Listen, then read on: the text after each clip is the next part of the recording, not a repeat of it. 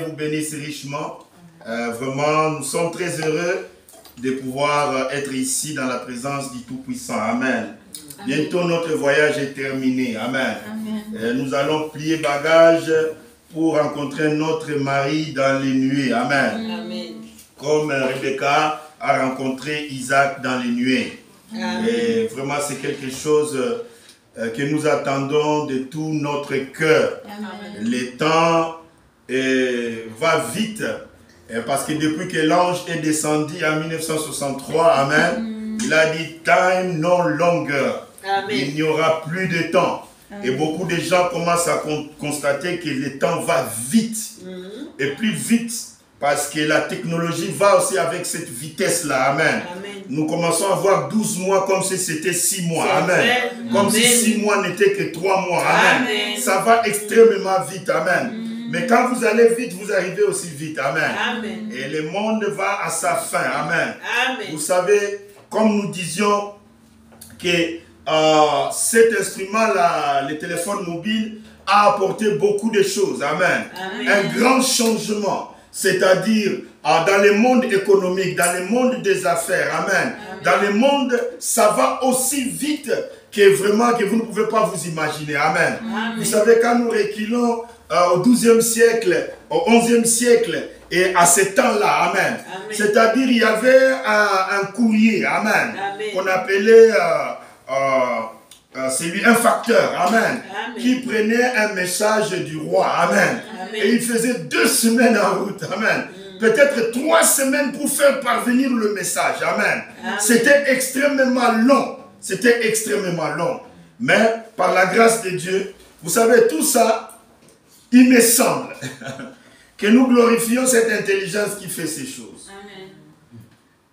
Mais croyez-moi, mes frères et sœurs, cette intelligence que nous voyons, que vous envoyez un SMS à quelqu'un, à la seconde même, la personne reçoit le SMS. Une vitesse que vous ne pouvez pas vous imaginer. Même si cette personne est au Japon, regardez la distance de l'Europe jusqu'au Japon. Vous appuyez sur envoyer. Vous attendez juste quelques minutes. Amen.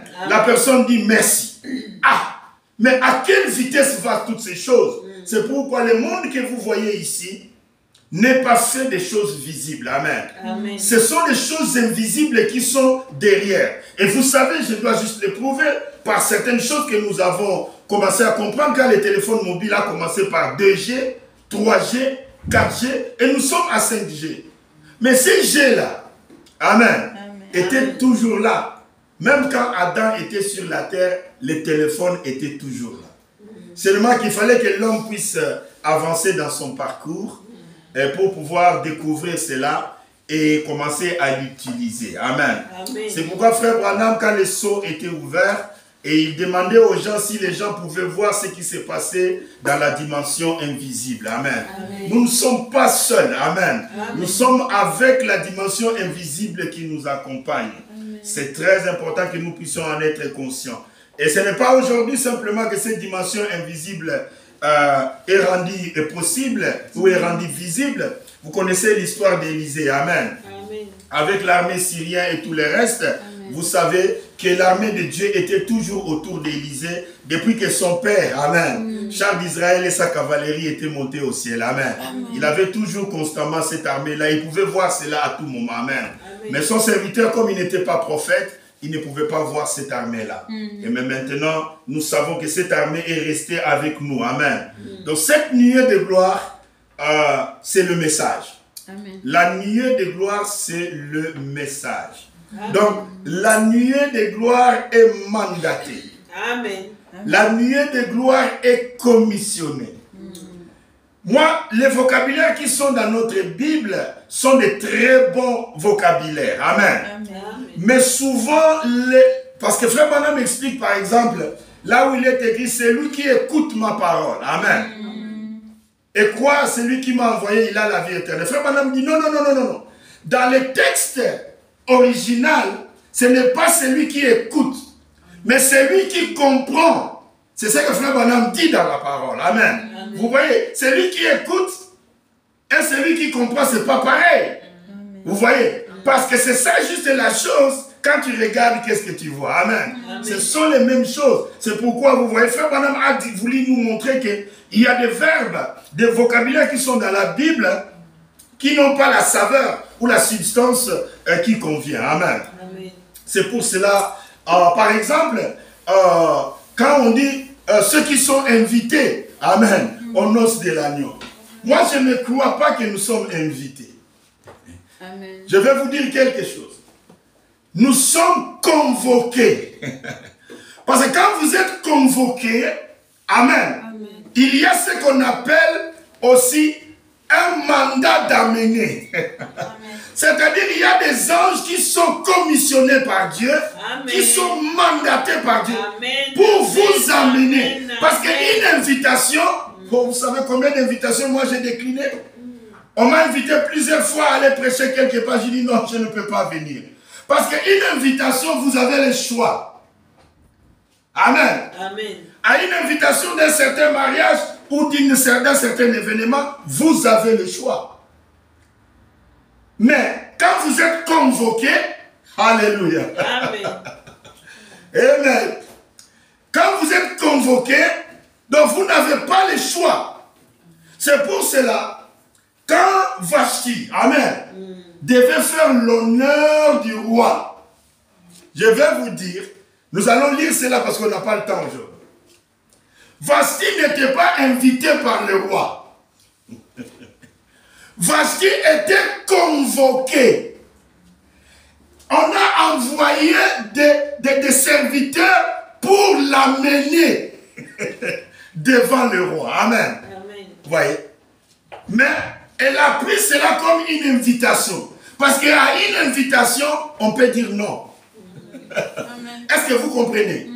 À une invitation, on peut toujours dire non. Mais à une convocation, il y a une marque d'autorité. Parce que le roi en envoyant des émissaires vers Vashti, c'était une convocation avec mandat d'amener. Amen. Avec mandat d'amener. Amen. Vashti a négligé et la convocation et le mandataire qui était là pour l'amener devant le roi. C'est pourquoi, frères et sœurs, c'est nous qui sommes les joyaux de sa couronne. Amen. Nous ne sommes pas invités. Nous sommes convoqués à rendre la gloire à l'agneau. Amen. Amen. Parce que nous sommes sa gloire. Les saints couronneront les seigneurs. Amen. Amen. C'est pour cela, je voulais faire la différence entre une invitation et une convocation. Amen. Amen. Que Dieu vous bénisse richement. Vous voyez, c'est une joie de servir le Seigneur et surtout en particulier en ces temps de la fin. Amen. Amen. Vous savez, le révérend Branham, notre prophète, il a dit si c'était à demander au Seigneur la période souhaitée pour pouvoir venir servir le Seigneur, il a dit que ce serait 7 ans ici. Amen. C'est un temps très compliqué quant à l'érudisme, c'est-à-dire les gens qui sont vraiment tellement plongés dans les savoirs, dans la connaissance et tout le reste, et qui sont devenus eux-mêmes par des dieux du fait que, vous voyez, nous sommes en train d'apprécier la 4G, nous sommes en train d'apprécier la 5G. Mais pourquoi rendons-nous pas gloire à Dieu? Parce que c'est Dieu qui avait mis ces choses-là. Amen. Amen. Ce sont les ondes électromagnétiques. Amen. Amen. Que Dieu a placées. Amen. C'est seulement notre avancée technologique arrive à capter cette onde-là et nous sommes renforcés un peu dans la vitesse de transmission des données. Amen. Amen. Ensuite, quand nous arrivons à capter l'autre onde là-bas, et nous arrivons à avancer plus vite. Amen. Amen. Mais tout ça, il devait payer la dîme à Dieu. Il devait payer la dîme à Dieu. Tous ces Bouygues et tous ces fils-là. Parce que les 4G là, ce n'est pas leur 4G. C'est comme ceux-là qui mettent des panneaux solaires un peu partout et ils nous vendent de l'électricité. Si Dieu vous demandait la facture du soleil, vous ferez comment? Si Dieu vous demande la facture du soleil, vous ferez comment? Et vous vendez l'électricité du soleil très cher aux gens. C'est pas normal. Et il ne paye même pas la dîme pour le soleil. Vous comprenez ce que je dis? Il ne paye pas la dîme à Dieu pour le soleil qui fabrique leur électricité avec les panneaux solaires. Vous voyez, c'est l'ingratitude de l'homme. Mais quoi qu'il en soit, nous ne pouvons pas refaire le monde. Amen. Le monde est tel qu'il est. Heureusement, la Bible dit, j'ai fait de nouveaux cieux. Amen. J'ai fait aussi une nouvelle terre. Amen. Je suis très heureux pour toutes ces promesses. Et je suis heureux surtout quand Jean a dit, je vis la nouvelle Jérusalem descendre du ciel. Amen. Amen. Oh, elle était vraiment comme une épouse. Amen. Amen. Gloire soit rendue à Dieu. Ainsi, nous allons nous lever pour lire la parole du Seigneur. Amen. Alléluia.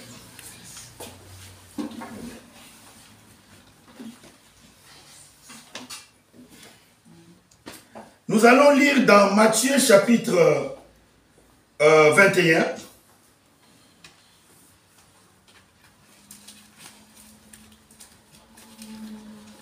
Nous lisons rapidement la parole du Seigneur.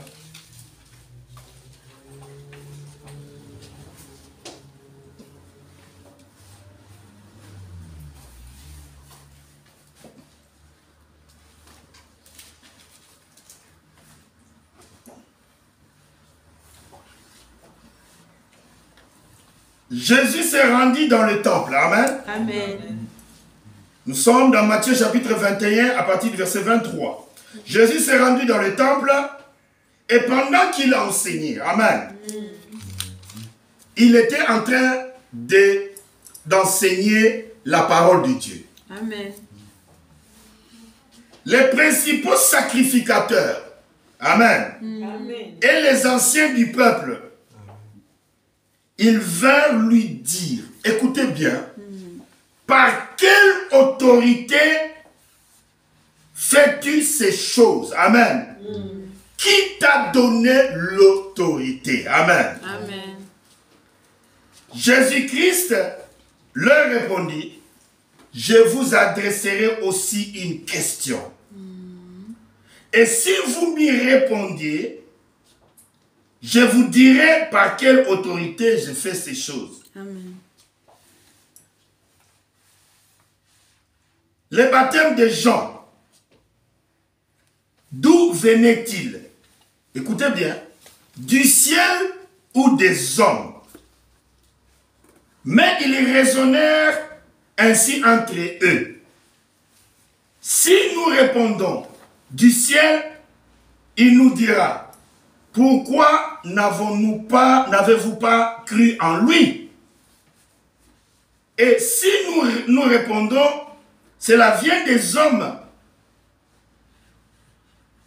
nous avons à craindre la foule, car tous tiennent Jean pour un prophète. Alors, verset 27, alors Jésus, alors ils reviennent. Ils répondirent à Jésus, nous ne savons pas. Et il leur dit à son tour, moi non plus, je ne vous dirai pas par quelle autorité j'ai fait ces choses. Amen. Amen. Je désire parler aujourd'hui sur un sujet qui touche l'autorité de l'État. Amen. Amen. C'est très important. L'autorité de l'État. Vous savez qu'on a piégé le Seigneur Jésus un jour. Amen. Et ce jour-là, on voulait chercher qu'il puisse tomber en faute. Qu'il puisse faire une erreur d'appréciation ou de réponse pour qu'on puisse dire, voilà, c'est par là que nous pouvons te prendre pour te traîner devant les tribunaux. On cherchait Jésus par tous les moyens. Et quelqu'un est venu demander à Jésus, est-ce qu'il est permis de payer l'impôt de César? Amen. Amen. Alors, Jésus, comme il avait la sagesse de Dieu et surtout le discernement, il a compris que c'était un piège. Alors, il a demandé si dans ce public-là, il y avait quelqu'un qui avait une monnaie avec l'effigie de César. Et de là, la personne ayant présenté à Jésus la pièce de la monnaie où il avait l'effigie de César, Jésus prenant la monnaie, il leva la monnaie comme ça en présence de tout le monde. et il posa au peuple la question en présence des accusateurs. Amen. Amen. Ils étaient aux aguets. Ils attendaient entendre la réponse de Jésus. Amen. Pour les prendre vraiment en flagrant. Amen. Que, voilà ce qu'il a dit. Nous avons enregistré cela. Jésus ayant levé la pièce de la monnaie, il posait la question au peuple. De qui est l'effigie qui est sur la monnaie? La gravure sur la monnaie là, c'est la photo de qui? Et de là, le peuple a répondu, c'est l'effigie de César. Amen. Et Jésus a dit, rendez à César ce qui est à César et à Dieu ce qui est à Dieu. Amen. Amen. Acclamons pour le Seigneur. Jésus était un très bon citoyen. Amen. Parce que Dieu respecte les lois. C'est pourquoi Paul dit l'autorité a été établie par Dieu. Amen. Amen. C'est pourquoi Paul dit crains les juges. Amen. Amen. Crains les juges. Parce que c'est Dieu qui a placé les juges là-bas. Amen. Amen. Crains les juges. Crains l'autorité. Parce que toute autorité vient de Dieu. Amen. C'est pourquoi Jésus, il respectait les lois. Amen. Amen. Jésus, il payait ses impôts. Il payait ses impôts. Vous savez, au moment où de payer l'impôt, Pierre vient rappeler à Jésus, il dit, Seigneur, c'est le jour de rendre les impôts. C'est le jour de rendre, de payer les impôts. Jésus regarde comme ça dans la caisse, il n'y avait rien. Il regarde dans ses poches, son porte-monnaie, il n'y avait rien. Il dit, Pierre, il y a un objet de valeur qui traîne quelque part. Amen. Il y a un objet de valeur qui traîne quelque part. Tiens encore comme d'habitude un peu là de la maison. Amen. Dans tes poches là. Allez, vas-y. Le premier poisson que tu vas attraper. Amen. Regarde au-dedans de ces poissons-là. Tu trouveras quelque chose de valeur. Amen. Prends cela. Va payer l'impôt pour toi et pour moi. Amen. Amen. Et le débat sera clôturé pour ceux qui réclament leurs impôts. Amen. Ça, c'était un bon citoyen. Dieu, c'était un bon citoyen. Parce que Dieu était en Christ. Amen. Amen. Réconciliant le monde avec lui-même. Amen. Amen. Dieu obéissait. Amen. Même aux lois. Amen. Amen. Vous savez, quand Jésus, après avoir guéri un lépreux, vous savez où est-ce qu'il les a envoyés? Va te présenter au souverain sacrificateur. Amen. Parce que comme je ne suis pas encore mort, c'est votre loi qui continue. Quand Jésus guérissait un lépreux, il dit qu'est-ce qui est prescrit par la loi? Quand tu es purifié, va donner aux Lévites. Amen. Amen. C'est que votre loi, la loi de Moïse, amen, amen, vous a prescrit.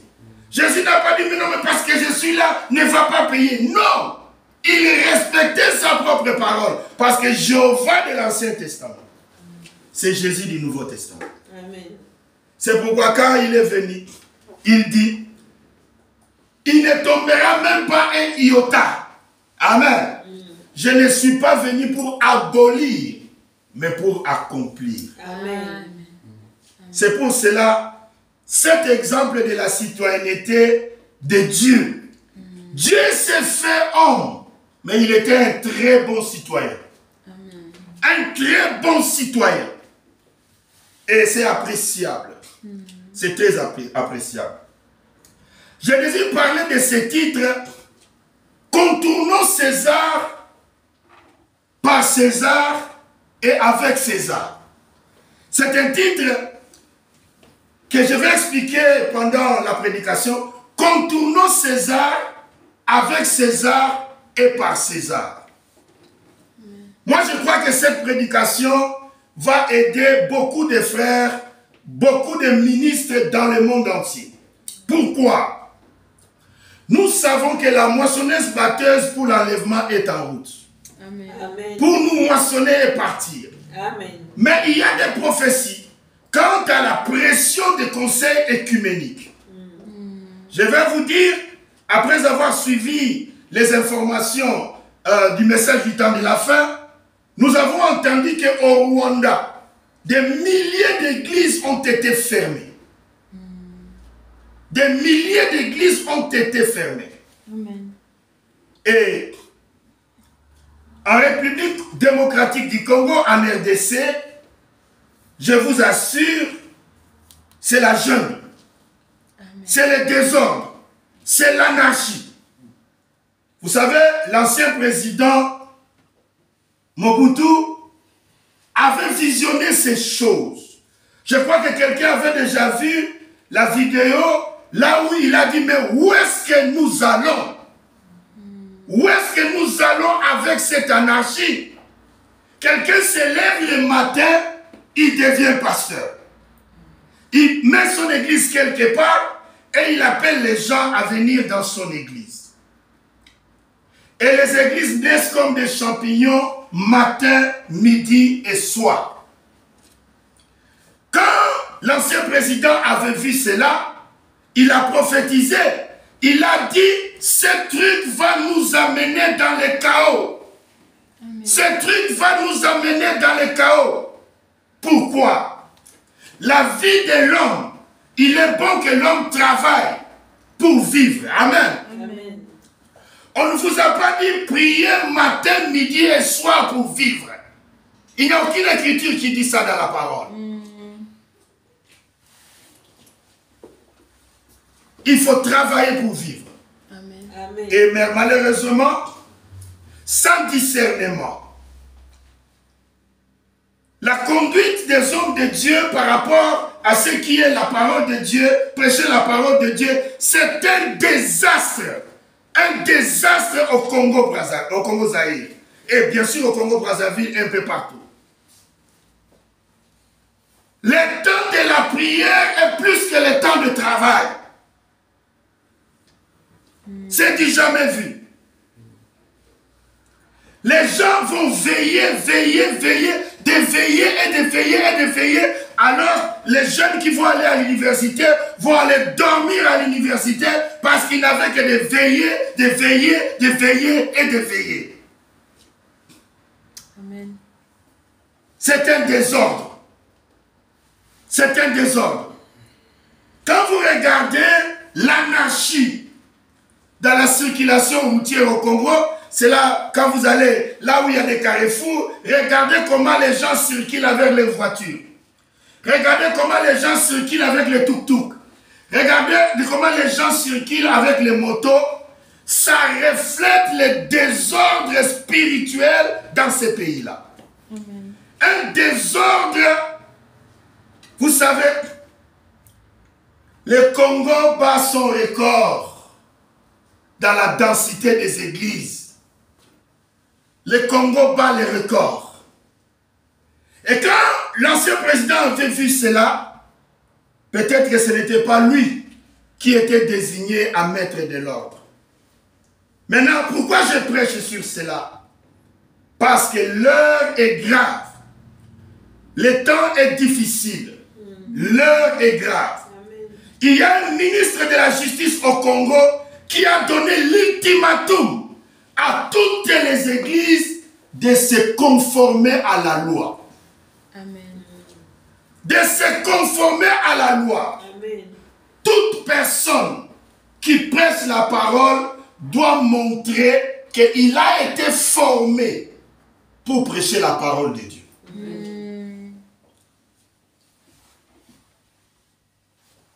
Et c'est quelque chose qui fait trembler les églises au Congo maintenant. Parce que dans notre voisinage au Rwanda, on a déjà fermé les églises. Et moi je crois que ce jeune ministre de la Justice, vous savez, quand il a pris cette décision, nous les humains, les prédicateurs, nous avons tellement beaucoup de prophéties que beaucoup ont déjà dit, ah, voici l'Antichrist. Voici l'Antichrist qui commence déjà. Amen. Non. Frères et sœurs, la médaille a toujours deux facettes. Est-ce que vous saisissez? Amen. La médaille a toujours deux facettes. quelle facette vous regardez? Moi, personnellement, parce que quand l'ancien président Mobutu avait vu ces dérives sectaires, les sectes naissent en Afrique, au Congo, jour après jour. Quelqu'un s'élève aujourd'hui, il est pasteur. Et vous avez vu hier, nous avons suivi, même dans le message du temps de la fin, des dérives au-delà de ce que vous pouvez vous imaginer. Vous voyez cela, c'était sur Gospel Cross. Frères et sœurs, quand Jésus enseignait dans le temple, Amen, Amen. Tellement qu'il enseignait bien la parole de Dieu, les souverains sacrificateurs, les anciens sont venus lui demander sa licence. Amen. Vous avez entendu, ils ont demandé sa licence. Tu prêches malgré que ça soit bien, mais où est ta licence? Amen. Qui a signé le droit de prêcher pour toi? Amen. Frères et sœurs, c'est important. L'anarchie, le désordre doit cesser au Congo. C'est horrible. C'est horrible. Et ce ministre de la Justice, beaucoup ont commencé déjà à l'appeler Antichrist. Mais moi je vous pose la question. Vous, les ministres, vous les pasteurs du message, quand Caïphe, il a déchiré ses vêtements, quand Caïphe a attrapé sur la table qu'il vaut mieux qu'un homme meure pour toute la nation, est-ce que c'est Caïphe qui a prophétisé ou c'était Dieu? Amen. Amen. Je laisse cela à votre sagesse de trouver la réponse. Quand Caïphe a prophétisé, il vaut mieux qu'un homme meure. Amen. Pour toute la nation. Est-ce que c'était lui qui a prophétisé ou c'était Dieu? C'est à vous de trouver la réponse. Et je poserai encore une question aux pasteurs, aux anciens de ces messages. Quand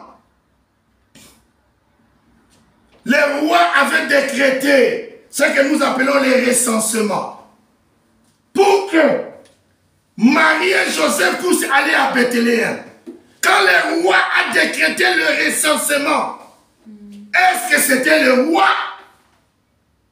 ou c'était Dieu? Amen. C'est pourquoi n'allez pas toujours vite dans les jugements, dans les appréciations, pour commencer à appeler ce ministre de la Justice au Congo-Zaïre un antichrist. Qui sait si Dieu veut nous protéger? Amen. Parce que si nous nous mettons en ordre aujourd'hui, nous ne savons pas qu'est-ce que le conseil œcuménique prépare. Amen. Nous ne savons pas. C'est pourquoi à ces pasteurs-là qui appellent ces ministres-là antichrist, de répondre à la question si c'était Caïphe qui avait parlé ou Dieu avait parlé dans les lèvres de Caïphe. Amen. Et c'est à eux aussi, ces ministres-là, ces pasteurs-là, à répondre à la question, les recensements, pour que Esaïe soit reconnu bon prophète, pour que Michel soit reconnu bon prophète, pour que Jésus naisse à Bethléem. Amen. Ces recensements-là étaient décrétés par Dieu ou par les rois. Amen. C'est à eux, ces pasteurs-là, ces ministres-là, de répondre à cette question-là. Amen. Frères et sœurs, ne regardons pas les choses à la légère. Le nombre des âmes qui croient le message du temps de la fin, le Congo-Zaïre a battu les records du monde entier. Le nombre de croyants qui croient le message du temps de la fin. Le Congo-Zaïre a battu les records du monde entier. Dieu, lui, ne gouverne-t-il pas? Dieu gouverne dans les cieux. Je vais vous expliquer comment Dieu gouverne. Gouverner, c'est prévoir. Amen. Amen. Gouverner, cela veut dire anticiper. Dieu gouverne. Quand il gouverne, il anticipe. Amen. N'est-ce pas? Jean-Baptiste dit, je suis la voie qui prépare le chemin du Seigneur. Ça, ce n'est pas une anticipation. Dieu n'a pas anticipé la venue du Seigneur. Amen. Dieu a anticipé la venue de Jésus. Il a envoyé quelqu'un pour préparer le chemin. C'est ça gouverner. Cela veut dire anticiper les choses. Moi je crois que les frères du message, les anciens du message, tous les pasteurs du message doivent saisir cette opportunité comme une occasion à ne pas rater. Amen. C'est une occasion en or. Sortons de la clandestinité. Sortons aussi de l'illégalité. Amen. Sortons de la clandestinité. Sortons de l'illégalité. Sortons de ce désordre qu'il y a dans le monde religieux. C'est vrai, au Congo. Sortons de cela. C'est une opportunité. Une grande opportunité. Amen. Le temps est grave, frères et sœurs. Le temps est grave. C'est pour cette raison. Vous voyez, Dieu peut anticiper. Dieu peut gouverner, c'est anticiper. Quand le temps de Jésus pour arriver sur la terre était arrivé, ça je l'ai déjà dit ici. Je vous montre comment Dieu anticipe. Il fait naître Jean-Baptiste. Mais quelque temps avant, est-ce que vous me suivez? Amen. Il a fait naître un gaillard. C'était le grand frère de tous les apôtres, c'était Pierre. C'était quelque temps même avant la naissance de Jean-Baptiste. Parce que Pierre était un grand frère. Il était vraiment un peu plus âgé que tout le monde. Dieu a anticipé Pierre sur la terre. Et ensuite, vous voyez, je ne connais pas les âges de tous les autres disciples. Et quand tous étaient au complet sur la terre, Jésus est venu. Jean-Baptiste est venu. Ensuite, Jésus est venu. Et après, Dieu a anticipé encore quelque chose. Il a regardé, il a dit, mais non, le plus petit d'entre les disciples n'est pas encore né. Ça doit être Jean. Alors je vais l'envoyer du ciel pour qu'il naisse. Amen. Amen. C'est comme ça que quand le nombre était complet, Jésus dit, je vous ai choisi avant la fondation du monde. Amen. Et l'un de vous était démon. Vous voyez, c'est comme ça que Dieu anticipe. C'est important. Ce que je suis en train de dire, frère, c'est grave. Il y a un tremblement de terre au Congo. Tout le monde tremble. Nous avons vu des réunions, que Dieu bénisse les anciens Vibidi là, et les pasteurs Amissi et tous les collaborateurs qui se sont empressés pour prendre cette situation en main comme une occasion à ne pas rater.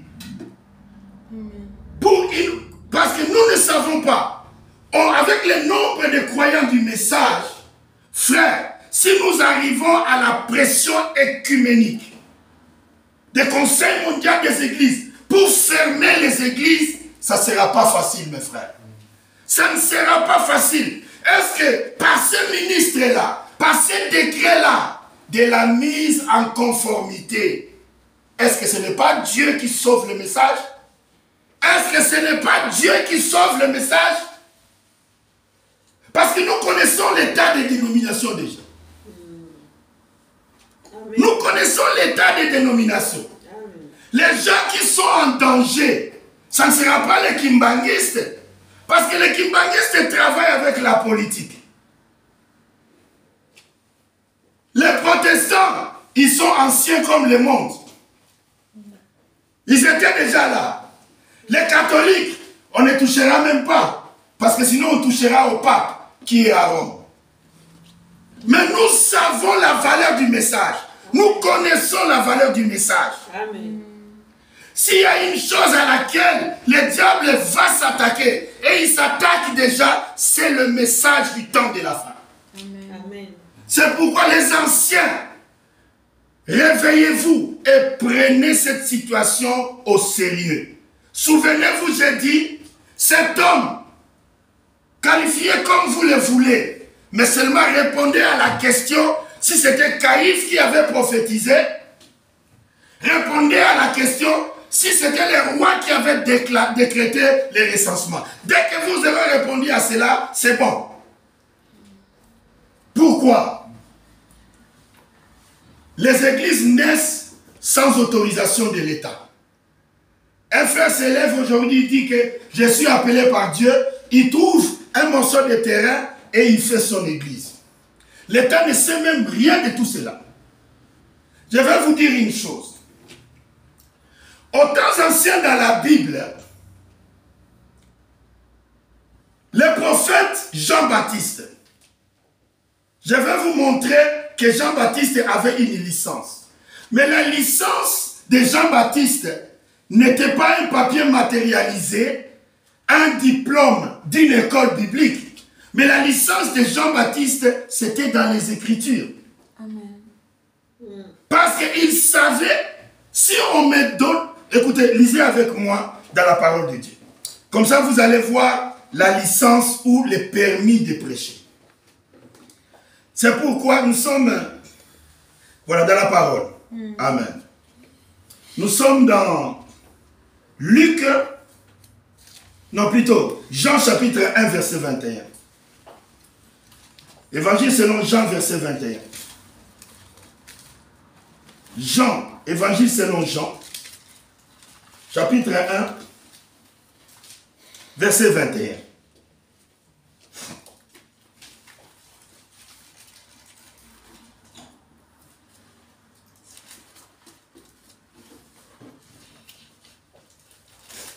Jean, il prêchait la parole de Dieu. Amen. Amen. Il prêchait aussi puissamment qu'il a troublé les érudits de son temps. Il a troublé les souverains sacrificateurs. Comme vous savez, Frère Branham dit qu'il s'est passé 400 ans entre Malachie et Matthieu. Amen. Amen. 400 ans qu'il n'y avait pas de lumière. Comme vous savez, Jean n'était pas la lumière. Amen. Amen. Mais c'était une petite lumière pour annoncer la grande lumière. Amen. Amen. Nous sommes dans Jean, évangile selon Jean. Nous allons lire à partir du verset 19 d'abord. Amen. Amen. Voici le témoignage de Jean. Amen. Écoutez bien. Chaque personne doit présenter sa licence. Amen. Amen. Voici le témoignage de Jean. Lorsque les Juifs envoyèrent de Jérusalem, écoutez bien, des sacrificateurs, des Lévites. Amen. Pour lui demander sa licence. Quand on te dit qui es-tu? Oui, tu prêches aussi bien, et on voit vraiment un tremblement de terre, on voit vraiment que les choses bougent. Mais dites-nous la licence. Qui t'a donné l'autorité? Écoutez, toi qui es-tu? Amen. Amen. Ah, j'avais dit c'est la page 1061. Écoutez, il déclara, et il ne nia point. Amen. Amen. Il déclara qu'il n'était pas le Christ. Amen. Amen. Bon, maintenant nous sommes au verset 21. Et il lui demandait, quoi donc? Es-tu Élie? Écoutez bien. Amen. Il a lisse leurs pensées. Il a dit, si je réponds que je suis Élie, ils vont croire que la fin du monde va arriver maintenant. Il dit, non, je ne le suis point. Amen. Amen. Es-tu le prophète? Deutéronome 18, 18. Amen. Deutéronome 18, 15. Amen. Es-tu le prophète? Il répondit non, je ne suis pas le prophète. Je suis un prophète. Mais le prophète, ce n'est pas moi. Amen. Écoutez, verset 22 maintenant. Ils lui dirent alors qui es-tu? Où est ta licence? Où est le mandat? Où est le décret céleste qui te donne cette autorité? Amen. Afin que nous donnions une réponse à ceux qui nous ont envoyés. Que dis-tu de toi-même? Amen. Amen. Qu'est-ce que tu dis de toi-même? Tu vois, à ce temps-là, Jean n'avait pas besoin d'aller dans leur école, alors que son père était parti à l'école. Vous connaissez le père de Jean? C'était Zacharie, le sacrificateur. Mais Jean, à l'âge de 9 ans, il était avec les serpents, il était avec les sauterelles, il était avec les oiseaux, il était avec les arbres dans la forêt.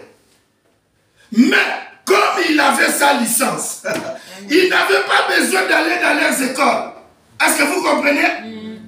Maintenant, il dit, vous demandez ma licence. Vous demandez mon permis de prêcher.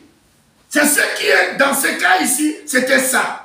Il était en train de prêcher, on voulait l'identifier. Qui es-tu? Bon, il dit, je vais ouvrir ma licence et je vais vous donner ma licence. Je vais vous donner mon permis de prêcher. Amen. Amen. Écoutez maintenant. Il dit ceci. Moi, amen, j'aime cela. Il commence vraiment comme ils ont demandé. Que dis-tu de toi-même? Amen. Verset 23, il dit, moi, dit-il, je suis la voix de celui qui crie dans le désert. Amen. C'était son diplôme. C'était sa licence. C'était son mandat. C'était son permis de prêcher la parole. Et parce qu'il savait que les gens qui ont été envoyés, ils trouveront cela dans les Écritures. Ils savaient qu'ils trouveront mon mandat, ils trouveront mon diplôme, ils trouveront... Oh my God. Amen. Moi, dit-il, je suis la voix de celui qui crie dans le désert, aplanissez les chemins du Seigneur, comme a dit Ésaïe le prophète. Amen. Amen. Vous voyez, c'est pour cela, Jésus s'est référé à cette parole. Est-ce que vous comprenez? Amen. Jésus s'est référé à cette parole. Vous ne pouvez pas prêcher sans permis de prêcher. Vous devez avoir un permis de prêcher la parole. Amen. C'est ce qu'on appelle la licence. Quand Jésus a commencé à prêcher, on a décapité Jean-Baptiste, Jésus a commencé à prêcher. On vient avec la même question. Jean-Baptiste nous a montré sa licence. Amen. Nous avons vu son permis de prêcher. Jésus ayant vu cela dans la vision, comment ces gens-là étaient venus vers Jean, le Baptiste, et Jean leur avait donné la licence. Maintenant, Jésus, quand on lui demandait la licence, tu n'as pas été dans nos écoles, on a regardé tous les répertoires de réussite de toutes les années, tu n'étais ni inscrit à nos universités. Aucun professeur de théologie ne te reconnaît. Mais comme il enseignait dans le temple, qui t'a donné le droit d'enseigner? Amen. Qui t'a donné le droit d'enseigner? Amen. Amen. Alors ils sont venus demander la licence. Jésus a dit, avant que je vous montre ma licence à moi, mon permis de prêcher, je vais vous poser une question. Jean-Baptiste, son mandat, son permis de prêcher, amen. Amen. Ce permis-là, était-il des hommes ou de Dieu? Parce que la réponse que Jean avait donnée à ces gens-là, c'était une réponse sans appel. C'était une réponse sans appel. Quand Jean finit son discours, il dit, je suis la voix de celui qui crie dans le désert. Il dit, comme Ésaïe l'a dit. Amen. Alors, c'était une double confirmation. Il était lui-même prophète. Il cite un autre prophète. Amen. Maintenant, quand on a demandé le permis de prêcher, à Jésus, Jésus a dit, je peux bien leur montrer les permis de prêcher. Mais je vais leur poser la question. Le permis de prêcher la parole de Jean-Baptiste, ça venait des hommes ou de Dieu? Amen. Amen. Alors, ils sont partis faire leur parlement, et après leur parlement, alors, ils ont fait des astuces pour dire que nous ne savons pas. Parce qu'ils se sont dit, nous avons bien compris qui était Jean-Baptiste. Amen. Amen. Mais si nous disons que Jean-Baptiste n'était pas envoyé par Dieu, tous les peuples savent que c'était un prophète de Dieu. Amen. Amen. Mais si nous disons, oui, il était envoyé du ciel, alors Jésus leur dira, pourquoi vous n'avez pas cru en lui? Alors ils sont retournés pour dire à Jésus, nous ne savons pas. Jésus a dit, je ne vous montrerai pas aussi ma licence. Maintenant, ne vous inquiétez pas. Regardez maintenant. Si frère Branham, amen, Amen. écoutez attentivement, aller aux États-Unis et dire que je n'ai pas besoin d'une licence pour prêcher. Vous savez, frère Branham a été ordonné comme prédicateur baptiste. Amen. Et c'est par là qu'il a eu sa licence pour prêcher la parole. Et frère Branham ne s'est pas séparé de cette licence, c'est ce qu'il a continué avec cela pour prêcher la parole de Dieu. Une licence, cela veut dire une autorité établie, amen, Amen. te reconnaît comme prédicateur, comme enseignant. Amen. Amen. Et il signe un document. Amen. Amen. Ce document est reconnu par l'État que cet homme peut célébrer des mariages, peut enterrer, peut faire ceci, peut prêcher la parole. Amen. C'est ce qu'on appelle la licence. Mais frère Branham, vous le savez tous, frères et sœurs, il avait aussi une écriture comme Jean-Baptiste. Amen. Frère Branham avait aussi une écriture comme Jésus. Pourquoi frère Branham n'est pas dans cette génération ici? Vous savez, la licence de Jean-Baptiste était dans les Écritures et Jean-Baptiste était sûr qu'il n'avait pas besoin d'un papier, amen, signé par quelqu'un pour dire au sacrificateur qui il était.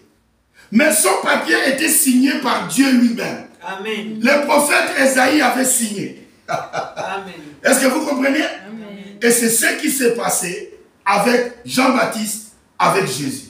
Mais si dans cet état actuel, dans le monde actuel, frère Branham s'est présenté aux États-Unis sans licence de prêcher.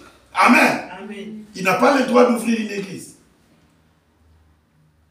Parce que aux États-Unis, il y a des lois, il y a des règles.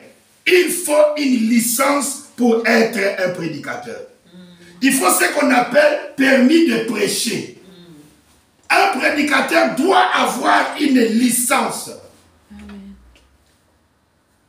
Alors, frère Branham n'est pas parti aux États-Unis devant l'État pour dire, vous savez, hey, comme Jean-Baptiste, je suis Malachie 4. Frère Branham n'a pas fait ça. Frère Branham a pris une licence. Amen. Quoique frère Branham soit Malachie 4, frère Branham avait une licence.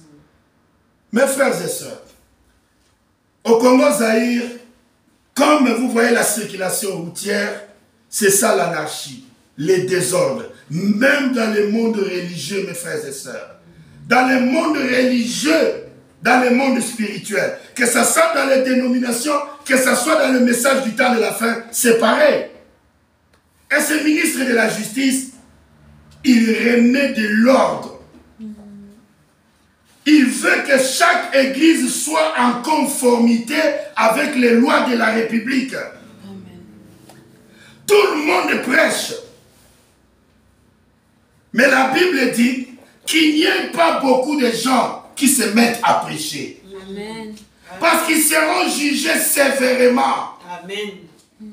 Les âmes appartiennent à Dieu. Et tout imposteur, il s'accapare des âmes des gens, il les met dans une surface de quelques mètres carrés et il se tient debout et il est en train de leur raconter tout et n'importe quoi.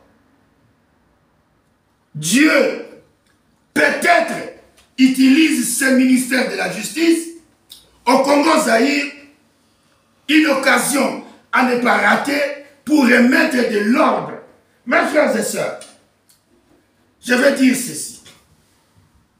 Nous remercions Dieu Tout-Puissant pour, d'abord, les initiatives qui ont été prises par beaucoup de pasteurs, surtout les anciens, les révérends Vidila et ses collaborateurs, dans l'association des assemblées du message du temps de la fin, pour pouvoir commencer à faire quelque chose pour rétablir l'ordre. Mes frères et sœurs, nous ne savons pas ce que demain nous réserve. J'ai dit, nous ne savons pas ce que demain nous réserve. Ce message que je donne aujourd'hui n'est pas seulement pour le Congo-Zaïre, pour tous ces frères qui ouvrent des églises ici en Europe. Frères et sœurs, faisons très attention. Amen. On a sonné la cloche. Le Conseil mondial des églises arrive comme un bulldozer pour tout raser. Pour tout ce qui n'est pas en conformité avec la loi puisse être rasé. Amen. Frères et sœurs, nous remercions les démarches qui sont déjà entreprises pour pouvoir faire vraiment une mise au point et une mise en conformité avec l'État. Rendons à César ce qui est à César. C'est pourquoi le titre de cette prédication c'était « Contournons César par César lui-même ». César, il vient, il dit « Je veux que vous me présentiez une licence ». Mais où est le problème? Amen. Où est le problème? Où est le problème? Je vais vous donner un exemple. C'était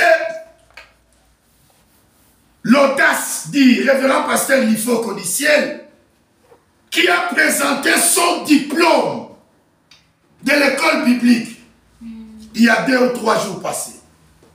Il a présenté, et ce diplôme-là, il a pu obtenir cela en 2011. 2011-2024, ça fait 13 ans. Depuis 13 ans, ses frères étaient nègres. Il a vu de loin. Vous voyez, aujourd'hui, c'est accompli. L'Ifoko, le révérend Lifoko a sa licence. Amen. Il présente cela, les gens sont étonnés. Mais je sais qu'il y a d'autres serviteurs de Dieu qui ont leur licence. C'est-à-dire, ils ont fait des cours bibliques, ils ont reçu leur licence et ils ont caché cela à la maison. Ils disaient, ah, quand la tempête viendra, je sauverai mon église. Est-ce qu'on vous a dit que votre église était le corps du Christ? Est-ce qu'on vous a dit, pasteur, que vous gardez votre diplôme en secret? Vous dites, quand la tempête viendra, je sauverai mon église. Est-ce qu'on vous a dit que votre église était le corps du Christ? Le corps du Christ est partout. Si tu as la vision de l'aigle, alors aide les autres. Et qu'est-ce que le pasteur Lifoko a fait une réunion? Et comme lui, avec cette licence-là, il a pu obtenir un droit légal au Congo-Brazzaville d'implanter les églises sur tout le territoire du Congo-Brazzaville. Ensuite, par la même licence, il a eu l'autorisation d'implanter les églises sur toute la République démocratique du Congo. Et c'est un diplôme international. C'est un diplôme international. Donc c'est un passe partout. C'est un laissez-passer international. Où est le mal? Vous savez, le révérend Lifoko dit, quand on nous a posé des questions pour répondre, pour avoir ce diplôme-là, il a dit, mais nous sommes tellement dans les tonnerres, nous sommes tellement dans les théophanies, nous sommes tellement dans les choses tellement élevées que vous ne pouvez pas échouer à un examen comme ça. Amen. Acclamons pour le Seigneur. Pasteur, il faut qu'on dise, vous ne pouvez pas échouer à un examen comme ça. Et il a sa licence. Il a sa licence. Est-ce que vous comprenez ce que je suis en train de dire? C'est très important. Maintenant, nous sommes une organisation qui a, certains pensent ou disent que le quartier général est à Jeffersonville. Mais quand le ministre de la Justice au Congo, il dit que chaque personne qui prêche doit avoir un papier, alors qui va régler la situation? Est-ce que c'est Jeffersonville qui va régler la situation? Est-ce que c'est la voix de Dieu qui va régler la situation? C'est ça la question que nous devons nous poser.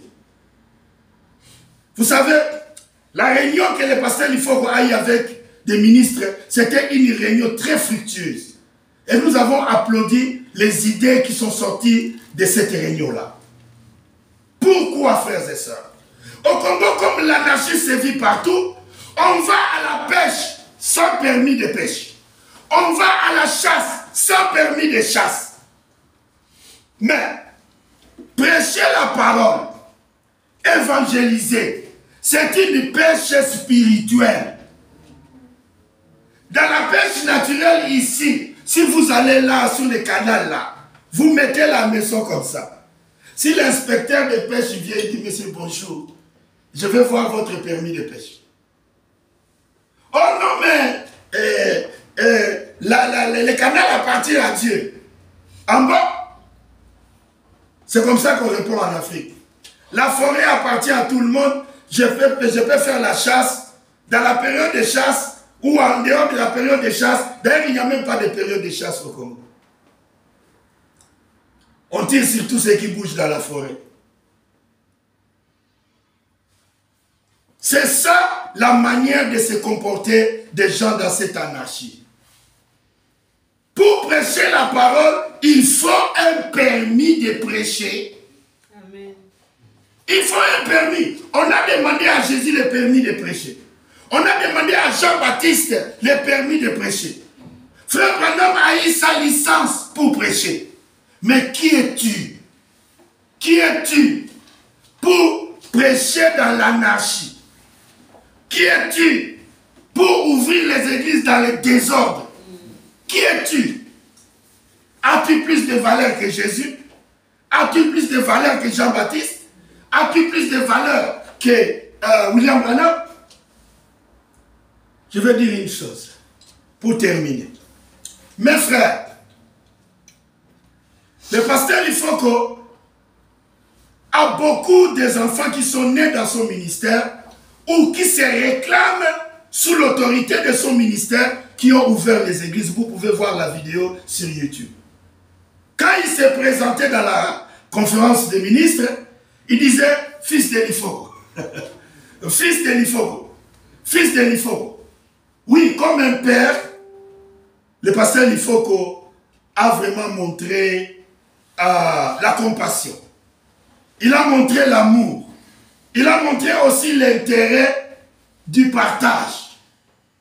Il a dit à ses enfants, écoutez-moi attentivement. Vous les pasteurs, vous les ministres, écoutez attentivement. Le pasteur Lifoko a dit ceci. Mes enfants,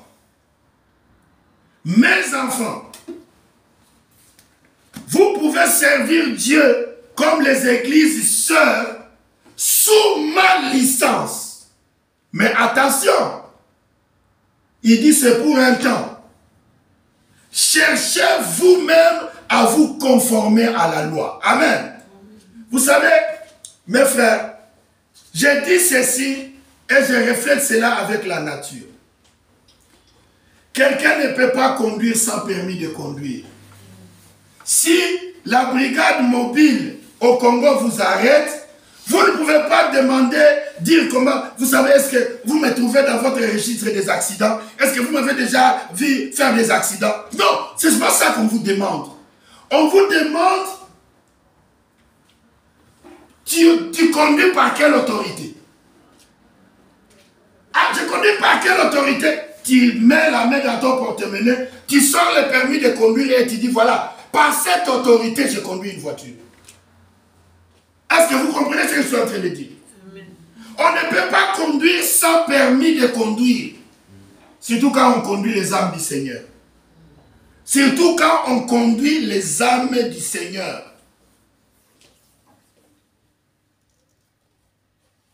Frère Branham avait un permis de pêche. Amen.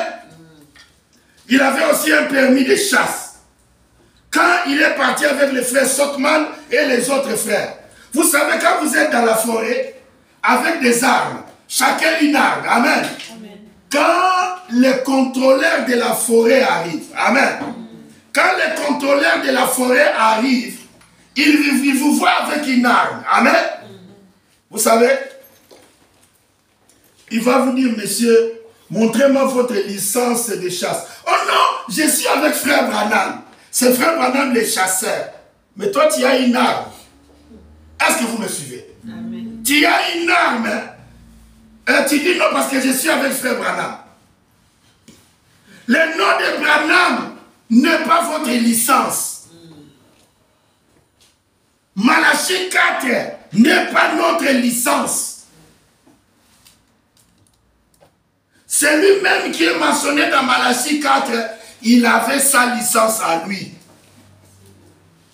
Maintenant, je vais vous dire quelque chose. Je vais terminer. Mes frères et sœurs, qu'est-ce que le pasteur Lifogo a fait? Il accompagne ses enfants, amen, les ministres qui sont nés sous son ministère, jusqu'à ce qu'ils soient indépendants, jusqu'à ce qu'ils aient leur propre licence. Leur propre licence.